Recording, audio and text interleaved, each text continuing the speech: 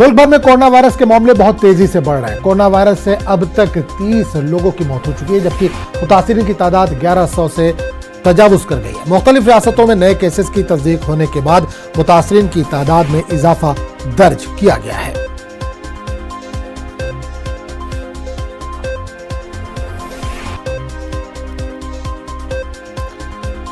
तो नाज़रीन, आपको बता दें कि मुल्क में कोरोना वायरस के मामले में तेजी से इजाफा हो रहा है, तादाद बढ़ती जा रही। कोरोना वायरस से अब तक 30 लोगों की मौत हो चुकी है, जबकि मुतासिरीन की तादाद 1100 से ज़ायद हो गई है। मुख्तलिफ रियासतों में नए केसेस की तस्दीक होने के बाद मुतासिरीन की तादाद में लगातार इजाफा दर्ज किया जा रहा है। हमारे नुमाइंदे अनिल इस वक्त हमारे साथ जुड़े हैं। अनिल, कोरोना वायरस के ताल्लुक से अगर हम बात करें तो तादाद में लगातार हम देख रहे हैं इजाफा हो रहा है, मरने वालों की संख्या 30 पहुंच चुकी है। जी, निश्चित तौर पर इससे पहले ही आशंका जताई जा रही थी कि आजम ये संख्या आने वाले समय पे बढ़ेगी। जैसे ही ये एक संक्रमण रोग है, जैसा हम सभी जानते हैं, तो ऐसे में जैसे ही कांटेक्ट होता है खास करके पॉजिटिव मरीज के साथ, तो संक्रमण होने की आशंकाएं काफी बढ़ जाती है। और इसी कड़ी में हम देख पा रहे हैं कि आज संख्याएं लगातार बढ़ती जा रही है। जहां पिछले 10 दिन पहले 200 समथिंग संख्या थे, आज वो बढ़कर 1100 क्रॉस कर गई है। तो कहीं न कहीं 5 गुना से अधिक ये संख्या पिछले 10 से 12 दिन में इजाफा हम देख पा रहे हैं। दूसरी तरफ अगर हम दिल्ली की बात करें तो दिल्ली में भी हमने देखा कि पिछले 24 घंटे में 10 से अधिक ऐसे पॉजिटिव मरीज पाए गए। वहीं हम देख पा रहे थे कि करीब 49 की संख्या टच कर गई थी और करीब जो है वो उसमें 2 लोगों की अब तक डेथ हो चुकी है इस कोरोना पॉजिटिव महामारी की वजह से। और कुल संख्या अगर बात करें तो इसमें 72 ऐसे संख्याएं हैं जो दिल्ली से केवल इसमें पॉजिटिव पाए गए हैं। सबसे बड़ी बात यह है कि सबसे बड़ी चुनौती ये है कि इसको कैसे सामुदायिक संक्रमण से इसको रोका जा सके, क्योंकि कहीं न कहीं इसे सामुदायिक संक्रमण से अगर नहीं रोका गया तो महामारी कहीं न कहीं एक महा विकराल रूप ले सकता है। तो ऐसे में सरकार की भी कोशिश शुरुआत से यही रही है कि इसको सामुदायिक संक्रमण से रोका जाए। बिल्कुल अनिल, जिस तरह से लॉकडाउन का एक अमल, एक प्रक्रिया शुरू की गई, लॉकडाउन पूरे मुल्क में किया गया 21 दिनों का, उसका ही असर है कि तादाद जो उतनी ज्यादा नहीं बढ़ रही है जिस तरह से बढ़नी चाहिए, उसको कंट्रोल कर लिया गया है। निश्चित तौर पर शुरुआत में हमने देखा कि जो प्रतिशत के रूप में भी ले तो काफी ज्यादा था और धीरे धीरे वो प्रतिशत कम होता गया। हालांकि संख्याएं बढ़ी है नो डाउट, लेकिन जो प्रतिशत है बढ़ने का वो काफी कम हो गया है और इसे एक अच्छा कदम माना जा सकता है, क्योंकि जो इतनी बड़ी आबादी है हमारे देश की, ऐसे में इतने कम संख्या का आना हालांकि अच्छी बात तो नहीं है, लेकिन एक हमारे लिए सकारात्मक कदम जरूर है। प्रधानमंत्री नरेंद्र मोदी की तरफ से जब से उन्होंने लॉकडाउन का अनाउंसमेंट किया था, इसके बाद हमने देखा कि दूसरी चुनौती हमारे सामने ये उभर कर आ रही है कि जो पलायन मजदूर हैं वो जो सड़कों पे सैकड़ों किलोमीटर पैदल जा रहे हैं अपने घर की तरफ, कहीं ना कहीं अगर एक भी पॉजिटिव हो गया तो सामुदायिक संक्रमण होने का खतरा काफी ज्यादा बढ़ जाएगा। ऐसे में सबसे बड़ी चुनौती ये भी है कि इन मजदूरों को पलायन होने से रोका जा सके, क्योंकि अधिकांश मजदूर ऐसे घनी आबादी वाले प्रदेशों से आते हैं जहां ये खतरा ज्यादा बढ़ सकता है, चाहे वो उत्तर प्रदेश हो, मध्य प्रदेश हो, राजस्थान हो, चाहे अन्य राज्य हो। तो कहीं न कहीं इन्हें रोकना होगा।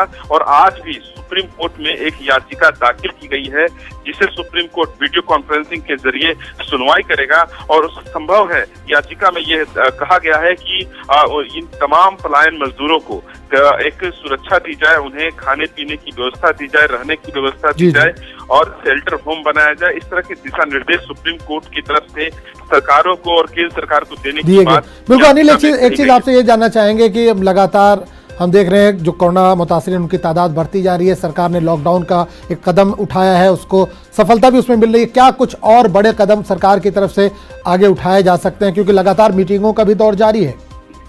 जी, निश्चित तौर पर सरकार सबसे पहले 2-3 चरणों में काम कर रही है। एक, सामुदायिक संक्रमण को कैसे रोका जा सकता है, इसके लिए लॉकडाउन की घोषणा की गई। दूसरी तरफ जो पॉजिटिव पाए गए हैं उनका कैसे क्वारंटाइन करके ट्रीटमेंट किया जाए, क्योंकि हमने देखा कि काफी संख्या में लोग क्योर भी हुए हैं, उनका इलाज भी हो गया है और उनका उपचार पॉसिबल हो गया है। तो ऐसे में तीसरी बात यह होगी कि कहीं ना कहीं जो एसेंशियल चीजें हैं वो कैसे पहुंचाया जाए, क्योंकि हमने देखा कि खास करके जब संख्याएं बढ़ेगी तो मेडिकल इंफ्रास्ट्रक्चर को हमें बढ़ाना होगा, और इसीलिए सरकार ने रेलवे पे भी हमने देखा कि एक कैसे आइसोलेटेड बेड और कोच बनाने की कवायद शुरू हुई थी। और इसी कड़ी में हमने देखा कि कई ऐसे प्रोडक्शन यूनिट है, चाहे वो रेलवे के प्रोडक्शन यूनिट हो या पीएसयू के प्रोडक्शन यूनिट हो, वो मेडिकल उपकरण बनाने शुरू कर दिए हैं, चाहे वो सैनिटाइजर हो, मास्क हो, वेंटिलेटर्स हो या फिर अन्य उपकरण। उन्होंने स्टार्ट कर दिया इन सारी चीजों के प्रोडक्शन को लेकर के,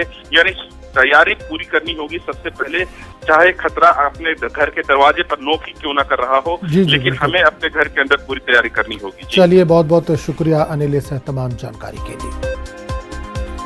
आगे बढ़ेंगे। एपी में कोरोना वायरस के मुस्बत मामलात की तादाद में हर दिन इजाफा देखा जा रहा है। विशाखापट्टनम में आज 2 कोरोना पॉजिटिव मामले सामने आए हैं। रियासत में कोरोना पॉजिटिव मामले बढ़कर 21 हो गए। रियासत में तेजी से इस वायरस के मामलात बढ़ते जा रहे हैं। हुकूमत लॉकडाउन में सख्ती ला रही है।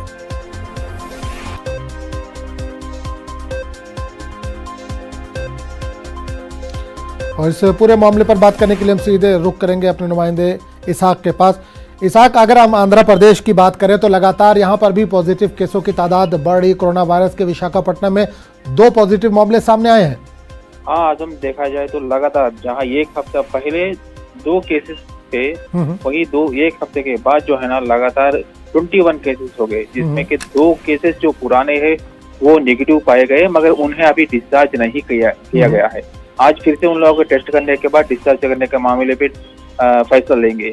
और दूसरी तरफ देखा जाए तो लगातार जहां कल 6 केसेस, पहले दिन 6 केसेस और कल शाम को 2 केसेस, पूरे 8 केसेस जो सिर्फ 2 दिन में आए, जिसमें के कॉन्टैक्ट के केसेस है, लोकल कॉन्टैक्ट जो है वो केसेस जो है 6 है।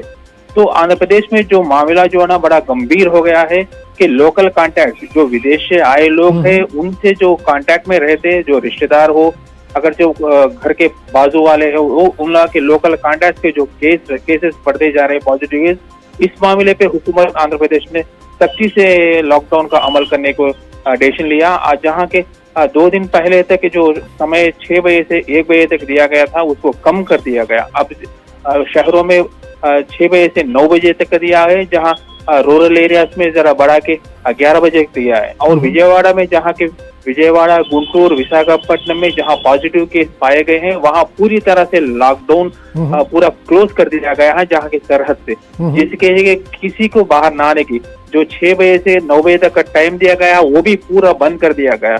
अगर तो किसी को इमरजेंसी हो, किसी को जरूरियात की जरूरत है, तो वो कॉल सेंटर को फोन करेंगे तो हुकूमत के तरफ से कुछ उन लोगों को ले आके देने का इंतजाम कर रहे हैं। और दूसरी तरफ जो है ना, पुलिस का जो डीजीपी से कल वायरलेस मैसेज दिया गया है कि जो लोकल कॉन्टैक्ट बढ़ने के आजाद को देखते हुए 50 साल से ऊपर वाले जो पुलिस अफसर या कांस्टेबल या होमगार्ड्स है, उन्हें बाहर सड़कों पे ना ड्यूटी करने का आदेश दिया गया है, क्योंकि जो 50 साल से ऊपर लोग हैं, जल्दी लोकल कॉन्टैक्ट आने की बड़ी आसार दिखाई देने वाली है। इसलिए जो मेडिकल डिपार्टमेंट के आधे चेतावनी के बाद ये डिसीजन लिया गया। और जी बिल्कुल, बहुत बहुत शुक्रिया इसहाक इस तमाम जानकारी के लिए। आगे बढ़ेंगे। दिल्ली से मजदूरों और गरीबों की नकल मकानी रोकने के लिए होटल एसोसिएशन राशन तकसीम कर रहा है। गरीबों और मजदूरों की परेशानी और अशियाए खुर्दनी की किल्लत को देखते हुए ये फलाही काम कई सतह पर किए जा रहे हैं। लोगों का कहना है कि अगर खाने और रहने का सही इंतजाम हो जाए तो हम अपने वतन वापस नहीं जाएंगे। मैं काम करती थी। शकुंतला जी, अभी आपको राशन मिला है, कहाँ की रहने वाली हैं? उत्तराखंड की। तो क्या उत्तराखंड तो नहीं जाने का इरादा है? मैं कहीं नहीं जा रही है अभी तो। अच्छा, क्योंकि वहाँ भीड़ तमाम लगी थी, देखी? भीड़ लगी है, मेरे 2 बच्चे हैं भाई, मैं तो उसको बचाने के चक्कर में अंदर से बाहर भी नहीं निकल रही हूँ। अच्छा, अभी आपको राशन मिल गया है, किसी चीज का कोई डर है आपको? डर तो बीमारी की डर है, इसलिए बाहर नहीं निकलूंगी। हाँ, बस। लेकिन वो जो नासमझ लोग वहाँ भीड़ लगा रहे हैं, जा रहे हैं, उनको क्या मैसेज देना चाहेंगे आप? वो तो बहुत बुरा ही किया उन्होंने, सबके साथ बच्चे हैं, किसी के छोटे बड़े सब, उसके साथ सबसे बुरा ही हुआ भाई। तो अब आप यहीं रहेंगे? मैं तो यहीं रहूंगी, मैं यहीं रहती थी और यहीं रहूंगी। राशन मिल के सब अपना अपना जगह भी रहना चाहिए, वही अच्छा है, देश के लिए ये सही हो रहा है। कहाँ के रहने वाले हैं? हम बिहार के रहने वाले हैं। अब बिहार तो नहीं भागेंगे आप? नहीं, राशन मिलेगा तो फिर कौन जाएगा, अपने जगह पर रहेगा। दिल्ली में गरीबों और मजदूरों को कई समाजी तंजीमें खाना तकसीम कर रही हैं। लॉकडाउन की वजह से गरीब और मजदूर तबके के सामने खाने और रहने की परेशानी हो गई। लोगों का कहना है कि एक तरफ मकान मालिक किराए के लिए परेशान कर रहा है तो दूसरी तरफ खाने की भी किल्लत है। ऐसे में मजबूर नकल मकानी करनी पड़ रही है। 3 डेज हो गए, आज हमें तीसरा दिन है। हम सुबह शाम आते हैं और यहाँ पे खाना डिस्ट्रीब्यूट करते हैं। तो आप किनको खाना दे रहे हैं? जो लोग जा रहे हैं, जो लोग जिनको नेसेसरी है, जो खा नहीं पा रहे, जैसे ढाबे बंद हो गए, रिक्शा वाले हो गए, कई लेबर दिल्ली से बाहर जा रही है, हम उनको प्रोवाइड करते हैं। जितने भी needy and poor peoples are here, हम उनको प्रोवाइड कर रहे हैं। आपके साथ और कौन-कौन है? मेरे बड़े भाई हैं चिराग, मेरे ब्रदर इन लॉ अंकित, मनोज, हमारा सारा फ्रेंड सर्कल है। तो हम खुद ही अपने आप में जो है फूड दे रहे हैं। हाँ जी, फूड और पानी और मास्क भी बांटे हम लोगों ने, वो सुबह के टाइम पे हम डिस्ट्रीब्यूट करते हैं। मास्क और सैनिटाइजर वगैरह हम देते हैं। शाहजहांपुर जाना है। तो आप जो है कहाँ से निकले हैं? नागलोई से। नागलोई से? हाँ जी। तो नागलोई से आपको नहीं पता बंद है, सरकार ने मना किया है कि नहीं जाना? तो घर वाले परेशान कर रहे हैं तो क्या करूँ, और खाने को नहीं मिल रहा है। तो सरकार ने तो अब इंतजाम कर दिया, ऐसे जैसे अभी आप खा रहे हैं, बहुत सारे लोग दे रहे हैं, घर के पास ही दे रहे हैं। फैक्ट्री बंद हो गई, खाने को मिल नहीं रहा है, और रूम वाला किराएदार मना कर रहे हैं। क्या कह रहे हैं? कह रहे किराया दो, तो क्या करेंगे।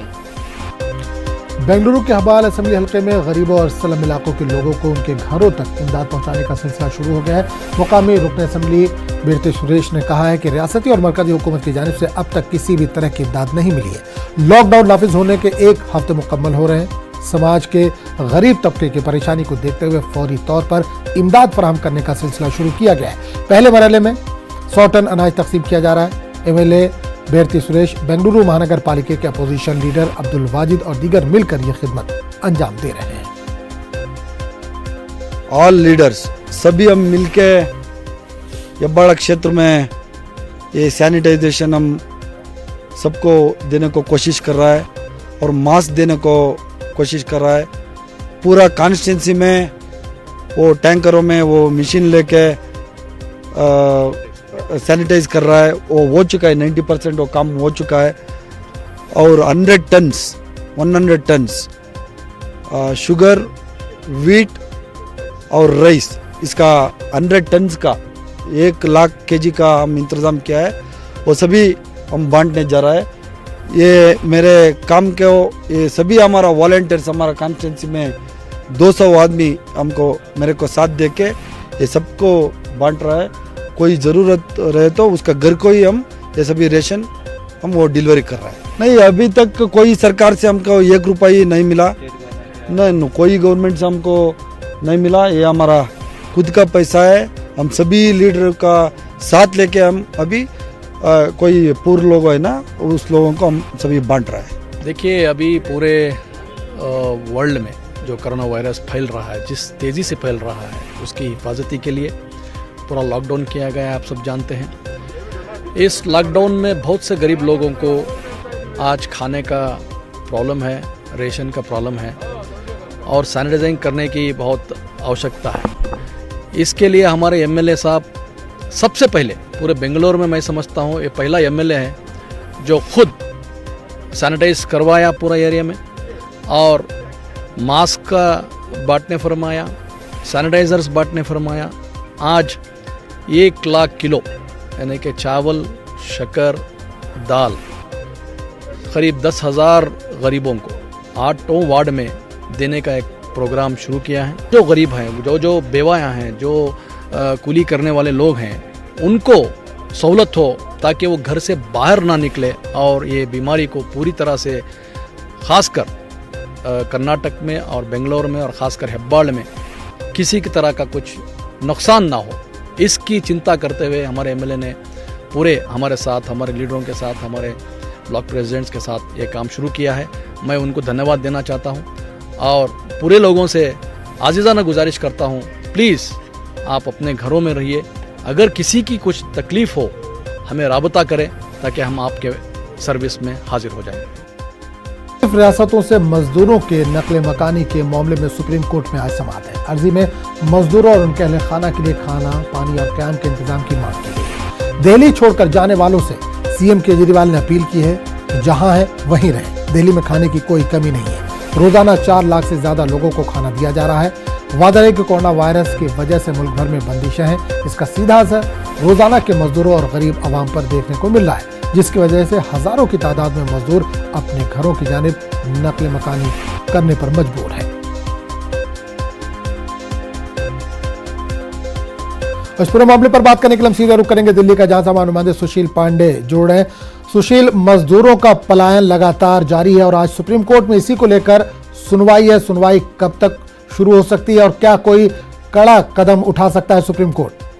आज देखिए, इस पूरे मामले में जो सुनवाई है, उस सुनवाई को आज मुख्य न्यायाधीश एस बोबड़े और एल नागेश्वर राव करेंगे। हालांकि ये जो सुनवाई होगी वो फिलहाल 12 बजे के आसपास होगी। वीडियो कॉन्फ्रेंसिंग के द्वारा ये सुनवाई होगी। वकील अलग आलोक श्रीवास्तव ने सुप्रीम कोर्ट में एक जनहित याचिका दाखिल की है, जिसमें उन्होंने मांग की है कि जो देश भर के मजदूर पलायन कर रहे हैं उनके लिए सैनिटाइजेशन और उनके लिए जो स्लम एरिया के मजदूर निकल रहे हैं उनके लिए किस प्रकार की व्यवस्था की गई है, ये सरकार बताए। और साथ ही साथ क्या जो लोग पलायन कर रहे हैं, जिसमें दिव्यांग भी हैं, कुछ विडोज हैं, कुछ बुजुर्ग जो महिला और पुरुष हैं, उनके लिए किस प्रकार की व्यवस्था की गई है, इसके लिए एक दिशा निर्देश जारी करने की बात अपनी याचिका में की है अलग आलोक श्रीवास्तव ने। उन्होंने कहा है कि शेल्टर्स होम की क्या व्यवस्था है। जो तमाम मजदूर फिलहाल पलायन कर रहे हैं, जिनकी जीविका उनको नहीं मिल रही है, उनके पास पैसा नहीं है, उसको लेकर हालांकि कोर्ट आज इस पूरे मामले पर महत्वपूर्ण सुनवाई करने वाला है। देखना यह है कि इस पूरे मामले में देश की सबसे बड़ी अदालत आजम क्या कुछ आदेश देती है। लेकिन इसके बावजूद सरकार ने बहुत सारे स्ट्रॉन्ग कदम उठाए हैं। सभी से बार बार प्रधानमंत्री अपील कर रहे हैं कि जो जहां है वो वहीं रुक जाए, उनके लिए पर्याप्त व्यवस्था की जा रही है। अब ऐसे में सुप्रीम कोर्ट क्या कुछ अहम आदेश जारी करता है, ये देखने वाली बात होगी। बिल्कुल सुशील, एक चीज आपसे ये पूछना चाहूंगा, लगातार हम खबरें भी दिखा रहे हैं कि जो लोग पलायन कर रहे हैं उनका यही कहना है कि फैक्ट्रियां बंद हो गई हैं, रोजगार नहीं है, खाने पीने की व्यवस्था नहीं है, जबकि केजरीवाल लगातार ये दावे कर रहे हैं कि रोजाना हम 4 लाख लोगों को खाना मुहैया करा रहे हैं, खाना पहुंचा रहे हैं या जो भी जरूरी चीजें उनको वो मुहैया करा रहे हैं। तो सरकार इन लोगों को ये समझाने में कामयाब क्यों नहीं हो पा रही कि आप यहीं पर रुकिए, आपका पूरा इंतजाम किया जाएगा? जी देखिए, आज अब ये एक बहुत बड़ी चुनौती है सरकार के लिए। देखिए, चीन कोरोना से ही केवल जीता था, वहां पर चुनौती सिर्फ कोरोना थी। लेकिन भारत में आज हम कोरोना से ही जीतना नहीं है सरकार को जीतना है अज्ञानता से, सरकार को जीतना है मिसअंडरस्टैंडिंग से। जो तमाम प्रकार की सूचनाएं सोशल मीडिया के द्वारा दी जाती हैं, तमाम लोगों को बताया जाता है, सोशल मीडिया पर यह अफवाह बढ़ाया जाता है कि लॉकडाउन 4 महीने चलेगा। तो इन तमाम चीजों को लेकर सरकार को अपनी कमर कसनी होगी, क्योंकि सरकार के पास कोरोना ही चुनौती नहीं है, कई ऐसी चुनौतियां हैं जिन पर सरकार को स्ट्रॉन्ग कदम रखना होगा। और सरकार की ये कहीं ना कहीं आजम गलती भी है कि जहां 19 करोड़ आबादी मजदूरी करती है, ऐसे में सरकार ने स्टैंड पहले क्यों नहीं लिया? दिल्ली सरकार की तरफ से कदम क्यों नहीं उठाए गए? जब पलायन हो रहे थे सरकार तभी जाग जाती, अगर दिल्ली सरकार तभी जाग जाती तो स्थिति इतनी भयानक ना होती। तो ये तमाम चीजें फिलहाल सरकार के लिए चुनौती है। लेकिन अभी फिलहाल लोगों से अपील यही है, जैसा न्यूज 18 बार बार ये कह रहा है, सरकार बार बार ये कह रही है कि आप जहां हैं आप वहीं रुक जाए, क्योंकि आपके लिए पर्याप्त व्यवस्था की जा रही है। तो देखना है इस बीच सुप्रीम कोर्ट का क्या कुछ अहम आदेश होगा जिस पर सरकार इंप्लीमेंट करती है। चलिए, बहुत बहुत शुक्रिया सुशील इस तमाम जानकारी के लिए। तो इस वक्त बड़ी खबर आ रही है महाराष्ट्र से। महाराष्ट्र में कोरोना वायरस के मरीजों की तादाद में इजाफा, तादाद बढ़कर हुई 209, 16 नए मामले दर्ज हुए हैं। तो आपको बता दें कि बड़ी खबर इस वक्त महाराष्ट्र से आ रही है। महाराष्ट्र में कोरोना वायरस के मरीजों की तादाद में लगातार इजाफा दर्ज किया जा रहा है। ये तादाद बढ़कर हुई 209, 16 नए मामले दर्ज हुए हैं।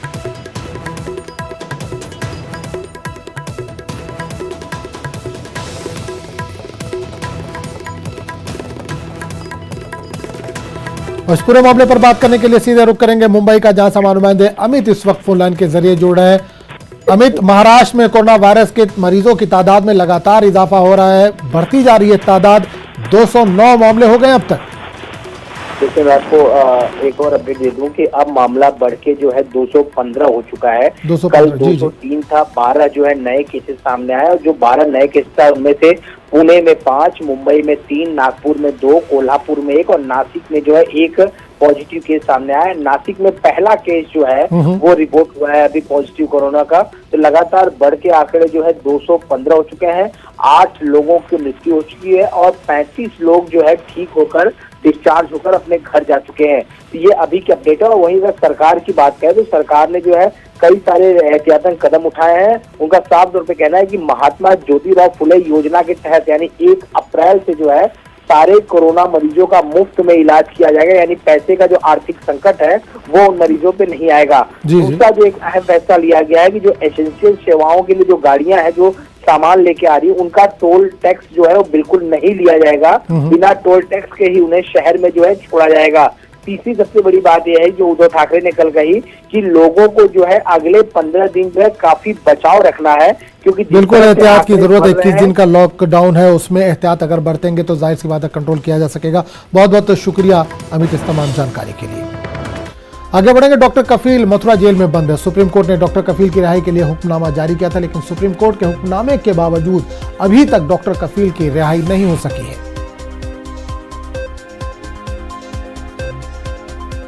खान, वाइफ ऑफ डॉक्टर कफील खान, माननीय उच्च न्यायालय से अपील करती हूँ कि मेरे हस्बैंड डॉक्टर कफील खान जो इस टाइम मथुरा जेल में हैं और उनको 23 मार्च जैसा कि सुप्रीम कोर्ट का ऑर्डर था कि क्योंकि जेल से लोगों को रिहा किया जाए, उसके अकॉर्डिंग मेरे हस्बैंड को कल सुबह में उनके रिहाई लिस्ट में उनका नाम भी था और उनको शाम में रिहा भी करना था।